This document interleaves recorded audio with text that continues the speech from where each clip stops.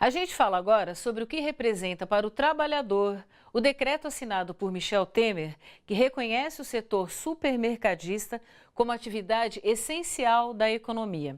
Com o decreto, fica permitida a abertura dos supermercados aos domingos e feriados, sem necessidade de negociação com os trabalhadores. E esses dias, tradicionalmente de descanso para os comerciários, passam a ser de trabalho. A reportagem de Michele Gomes.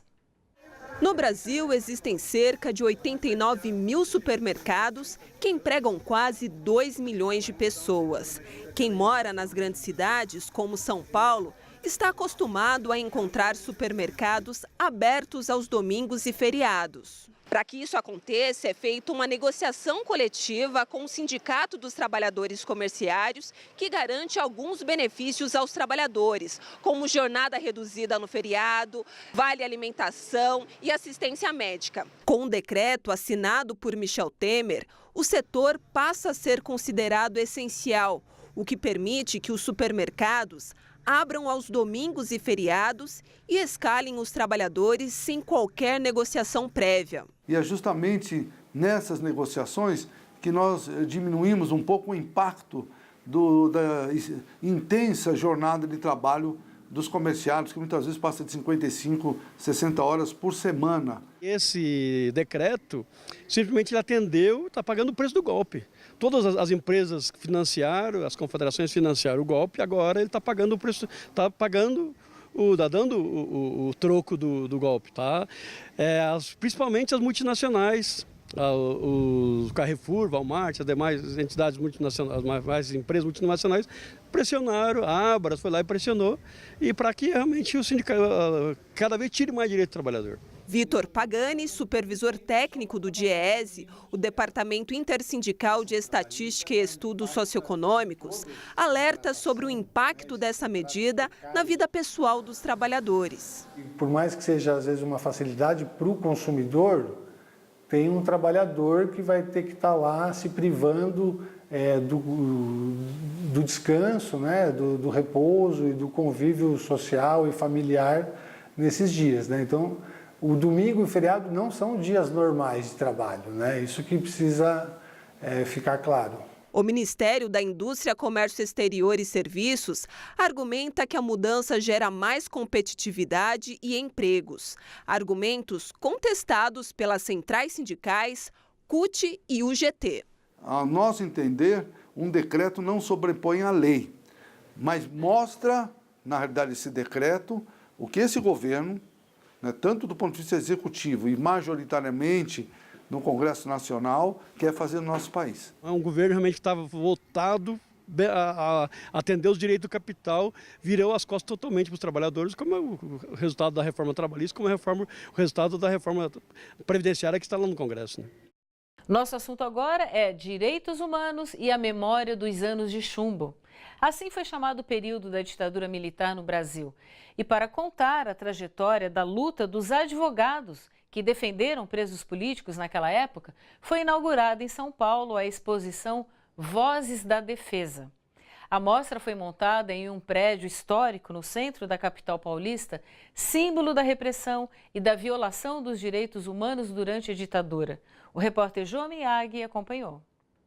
Ser advogado de preso político durante a ditadura militar era profissão de risco. Muitos advogados tiveram seus escritórios vasculhados.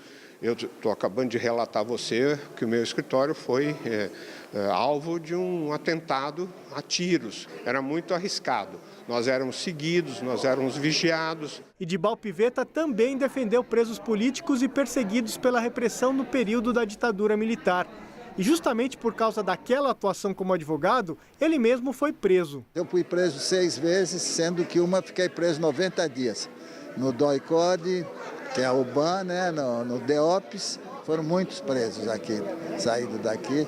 Em homenagem aos advogados que enfrentaram o regime militar, o Memorial da Luta pela Justiça abriu a exposição Vozes da Defesa, com arquivos de áudio inéditos de alguns dos julgamentos que aconteceram exatamente nesta sala.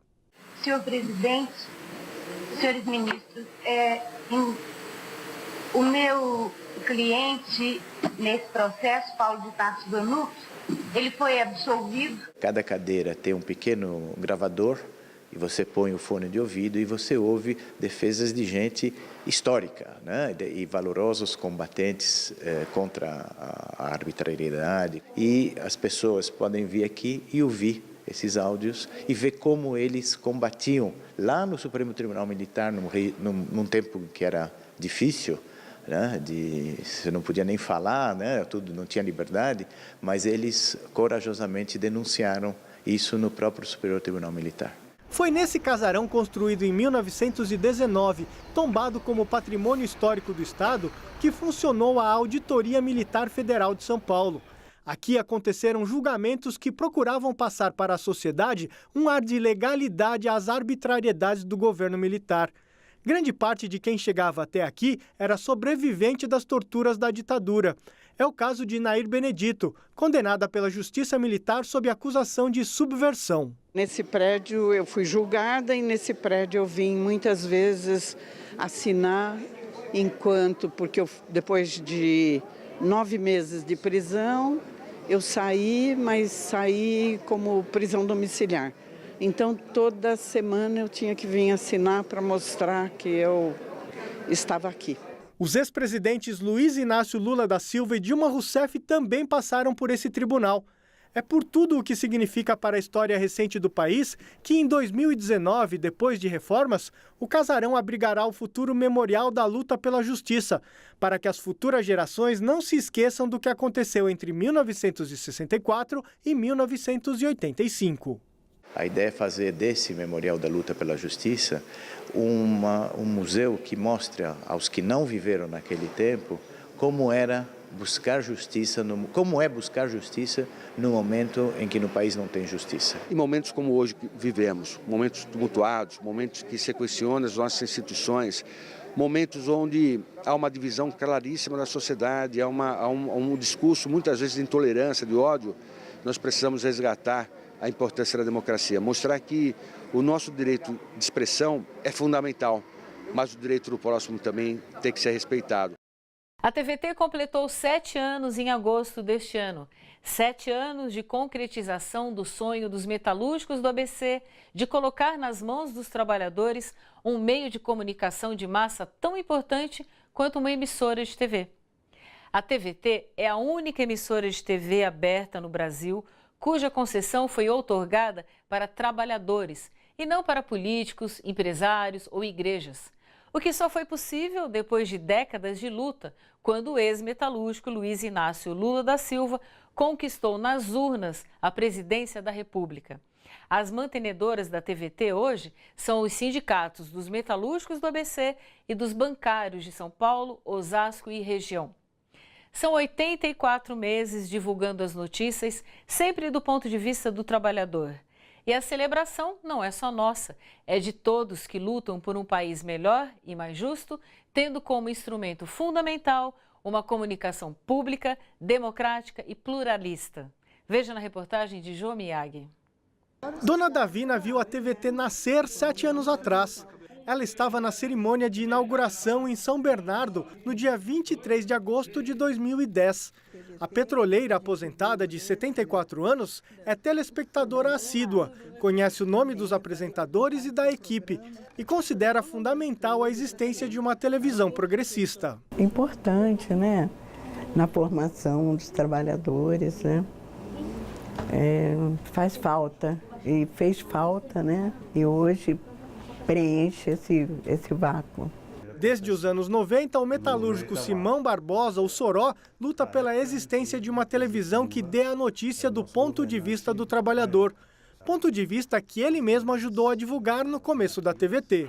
O trabalhador repórter Simão Barbosa, o Soró, acompanhou a mobilização e mandou as imagens pra gente. Eu fui um repórter também da TVT, aquele repórter Abelha, né?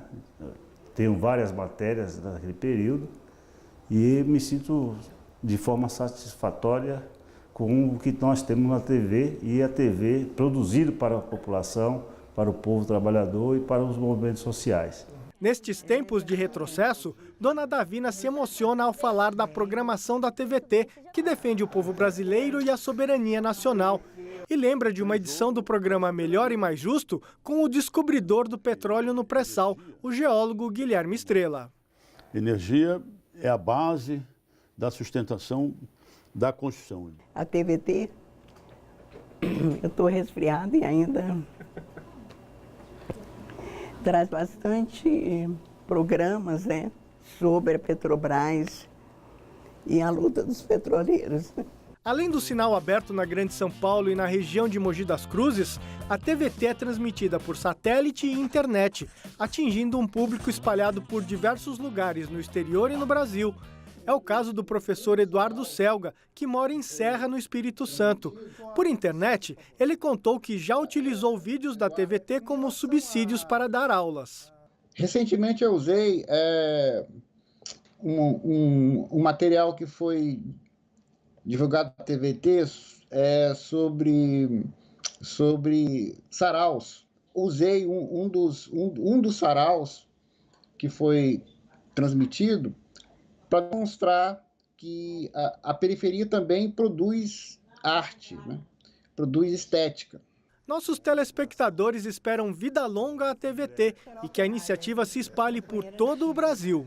Espero muitos anos e anos aí de continuação dessa TV que merece estar aí entre as primeiras do nosso país como uma TV de trabalhadores e trabalhadoras e do movimento social de negros e mulheres e de todos aqueles que necessitam de informação do ponto de vista do seu local, do seu local de trabalho, do seu local de moradia, da sua região, para que a gente enalteça o debate democrático que hoje está aí por findar com esse golpe que foi aplicado no nosso país. É um canal que informa, que forma e que dá todas as oportunidades, né, nos seus programas para a gente refletir e para a gente conhecer o momento que a gente vive, né?